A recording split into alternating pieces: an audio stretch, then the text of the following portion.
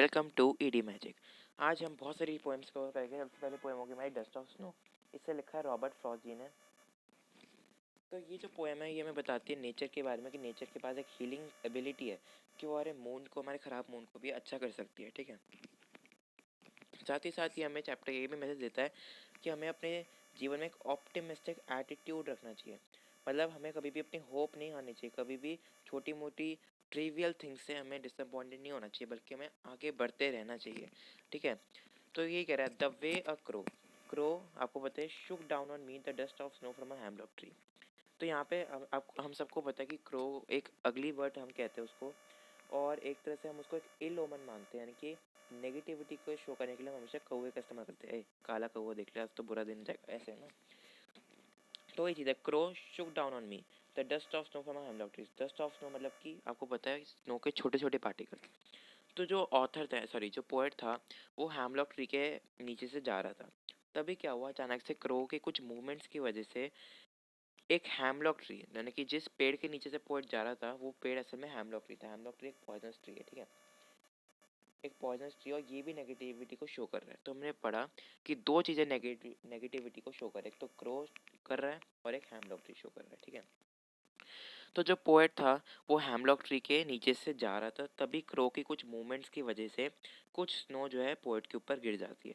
ठीक है, तो क्रो भी नेगेटिविटी को शो करता है, हेमलॉक ट्री भी नेगेटिविटी को शो कर रहा है। ठीक है, हैज़ गिवन माई हार्ट। अब क्या हुआ, पोएट के ऊपर जब बर्फ़ गिरी तो उससे पोएट के हार्ट में क्या हुआ, अ चेंज ऑफ मूड। यानी कि जो पोएट था वो पहले बहुत ही ज़्यादा सैड और डिसअपॉइंटेड था, ये पहले की बात है।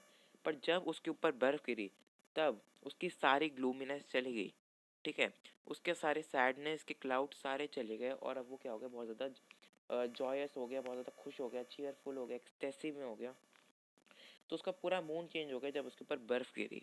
ठीक है, एंड उसका जो परसेप्शन था बहुत ज़्यादा पॉजिटिव हो गया।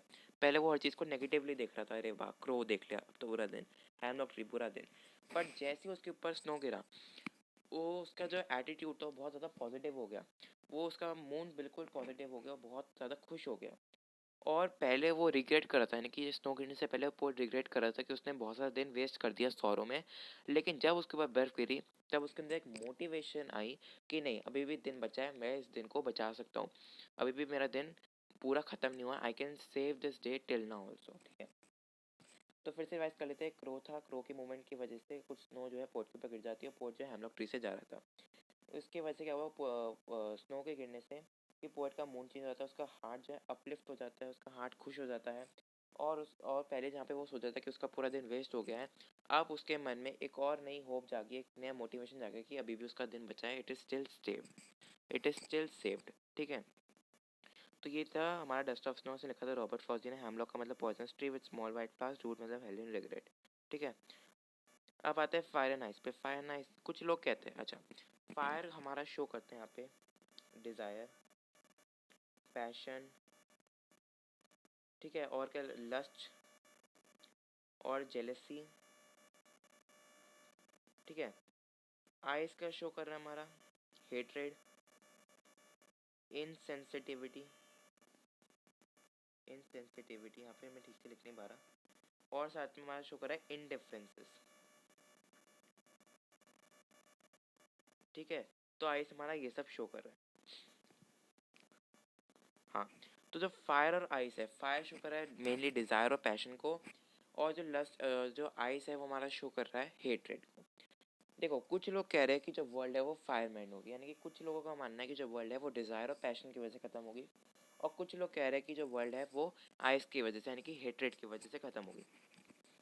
From what I have tested of desire, poet कहते हैं कि मेरे एक्सपीरियंस के हिसाब से, पोएट कहते हैं कि मेरे एक्सपीरियंस के हिसाब से जो वर्ल्ड है वो फायर से, यानी कि डिज़ायर की वजह से एंड होगी।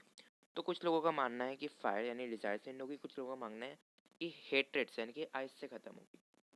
पोएट कहते हैं उनके एक्सपीरियंस के अकॉर्डिंग, जो उन्होंने अपनी लाइफ में देखा है इतने सालों से, और इतने सालों लोगों से उन्होंने बातचीत करी, इतना रिसर्च वर्क किया, उसके बाद उन्हें ऐसा लगता है कि जो वर्ल्ड है ना, कि डिज़ायर की वजह से, यानी फायर की वजह से ख़त्म होगी। तो वो उन लोगों को फेवर करते हैं जो फायर के सपोर्ट में। बट पोएट कहते हैं कि अगर एक ऐसा ऑप्शन हो मेरे पास कि जो दुनिया है वो एक बार ख़त्म होने के बाद दोबारा भी ख़त्म हो सकती है। ऑफ कोर्स हमें पता है कि दुनिया अगर ख़त्म होगी तो एक बार में होगी, दूसरी बार थोड़ी ना हो सकती है।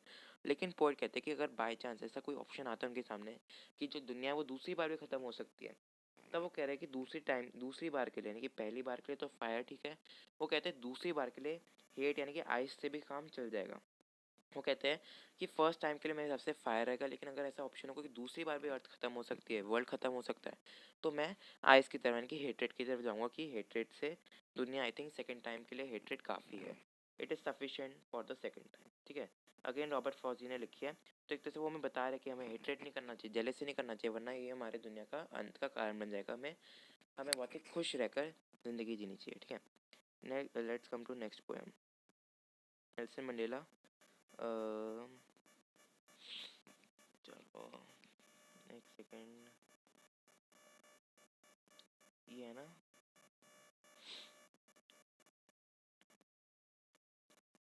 Tiger in the zoo, very important poem. तो इस पोएम में हमें टाइगर के दो सीन देखने को मिले। पहले जब टाइगर जू में था, दूसरा टाइगर फॉरेस्ट में था, और तीसरा फिर से वो टाइगर जू में आ गया।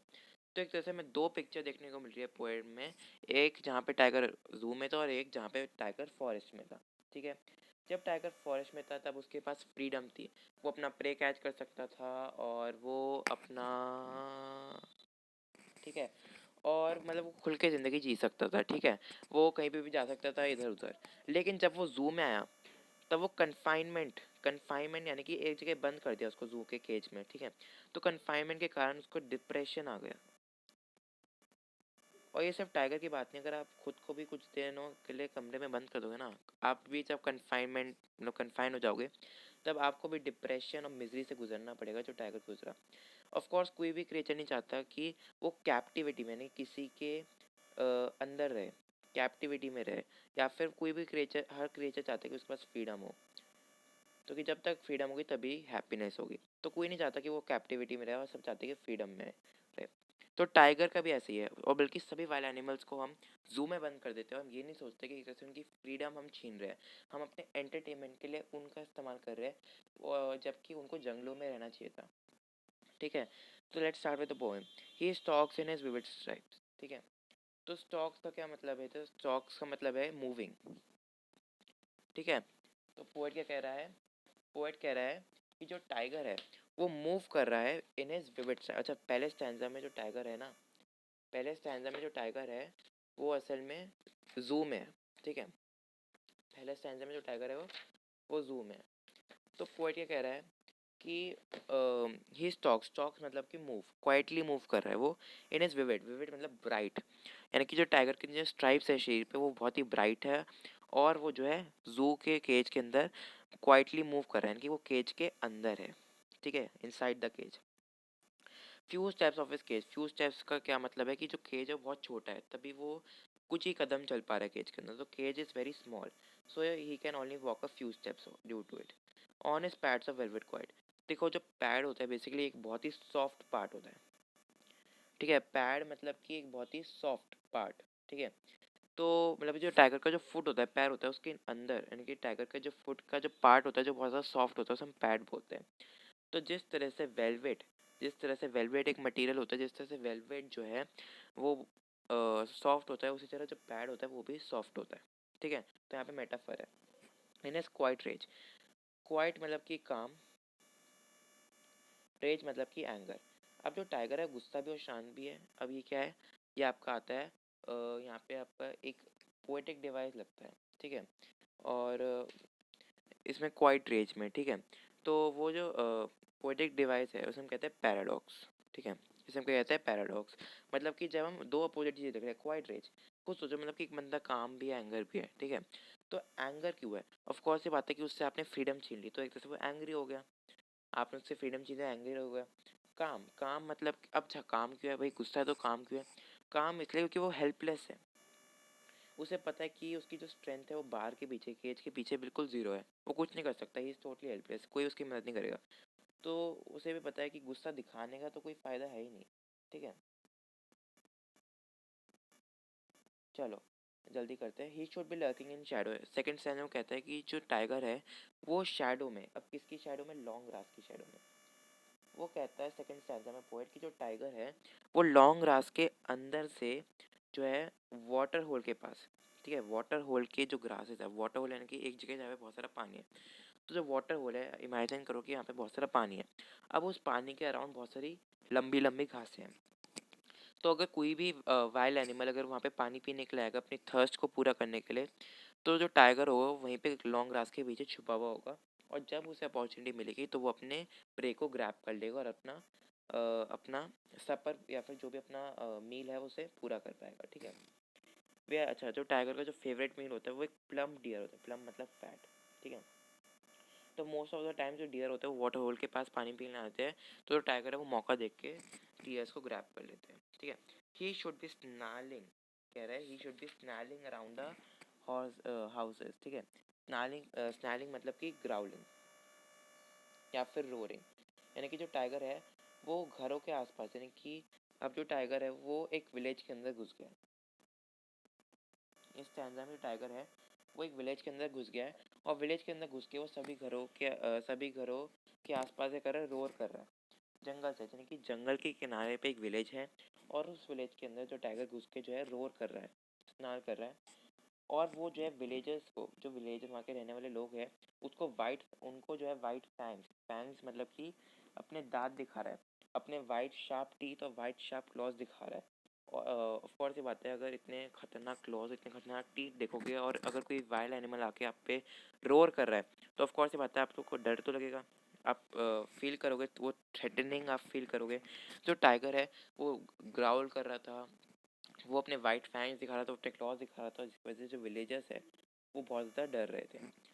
अब इसके बाद क्या होता है, but he is locked in concrete cell. अभी हमने पढ़ा जो टाइगर है वो अपने नेचुरल हैबिटेट में, अपने फॉरेस्ट में, वहाँ पे वो अपना शिकार कर रहा है, ठीक है, वहाँ पे वो जो है डियर को पकड़ रहा है, अपना खाना पूरा कर रहा है, वहाँ पे वो विलेजर्स को टेरराइज कर रहा है। ये थी नेचुरल हैबिटेट की बात, फॉरेस्ट की बात। पर असल में रियलिटी क्या है, रियलिटी ये है जो टाइगर है वो फॉरेस्ट में ना होकर अपने नेचुरल हैबिटेट में ना रहकर जू में है, और जू में वो एक कॉन्क्रीट सेल, कॉन्क्रीट एक सीमेंट से बना हुआ, मतलब बहुत ही मजबूत केज के अंदर वो बंद है, जो बहुत छोटा है, जिसकी वजह से टाइगर जो है ज़्यादा कदम नहीं चल पा रहा है। स्टॉकिंग, स्टॉकिंग का मतलब होता है मूविंग स्लोली एंड क्वाइटली, बहुत ही शांति से वो मूव कर रहा है, ठीक है। ऑफकोर्स शांत इसलिए क्योंकि उसे भी पता है कि वो हेल्पलेस है, कोई उसकी मदद नहीं करेगा। ही स्ट्रेंथ बिहाइंड द बार्स, उसकी जो स्ट्रेंथ है बार्स के पीछे नहीं, केज के पीछे बिल्कुल जीरो है, वो हेल्पलेस है।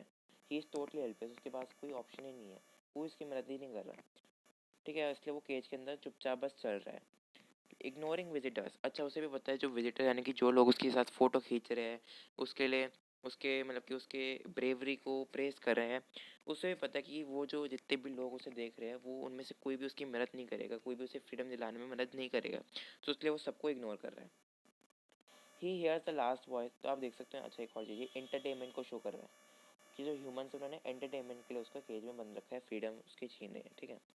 अच्छा, he has the last watch in night, यानी कि रात को जब जू बंद होता है और जब वो सोता है तो उसके सोने से पहले वो हमेशा पेट्रोलिंग गार्ड्स की आवाज़ सुनता है, ठीक है। जो पेट्रोलिंग गार्ड्स और पेट्रोलिंग कार्स होता है वो एक तरह से पूरा देखते हैं, गार्ड करते हैं कि सब लोग चले गए नहीं चले गए, सब एनिमल्स ठीक ठाक है नहीं। तो जो लास्ट वॉइस वो सुनता है वो पेट्रोलिंग कार्स की सुनता है, और सोने से पहले वो हमेशा रात में जो ब्रिलियंट स्टार, ब्रिलियंट यानी कि शाइनी, रात को सोने से पहले वो हमेशा स्काई की तरफ देखता है और जितने भी स्टार्स हैं उन सबको देखता है। जिस तरह से जो स्टार्स है वो ओपन स्काई में फ्रीली है, तो ये सब देखकर टाइगर को बहुत बुरा लगता है, क्योंकि उन स्टार्स को देख के उसे अपनी लॉस्ट फ्रीडम की याद आ जाती है। तो कि जो टाइगर्स है वो भी, सॉरी, जो स्टार्स है वो आसमान में पूरे फ्रीली स्ट्रेच्ड है ना, और टाइगर को लगता है कि भाई ये सब फ्री है तो मैं क्यों नहीं फ्री हूँ। So his wistful stare at shining stars reflects his desire of freedom, यानी कि जो वो जब वो स्टार्स को देख रहा है, तो यहाँ पे क्या शो करें इन लाइन से पोएट, कि इन लाइन्स के थ्रू ये दिखा रहे हैं कि जो टाइगर है जब वो स्टार्स को देखते हैं तब उसे अपनी लॉस्ट फ्रीडम के बारे में एहसास होता है, उसका दुख जो है और बढ़ जाता है, ठीक है। और ये पोएम लिखी थी हैं लेस्ली नॉरिस ने, अच्छी पोएम थी। और ये पोएम में बताती है कि जो वाइल्ड एनिमल्स हैं वो कोई एंटरटेनमेंट का मटेरियल नहीं है, उन्हें एंटरटेनमेंट के लिए यूज़ नहीं करना चाहिए। साथ साथ अगर आप एनिमल्स को जू में रख रहे हो तो इससे हमारा इकोलॉजिकल डिस्टर्बेंस होता है, हमारा एनवायरनमेंट पे इसका फ़र्क पड़ता है, ठीक है।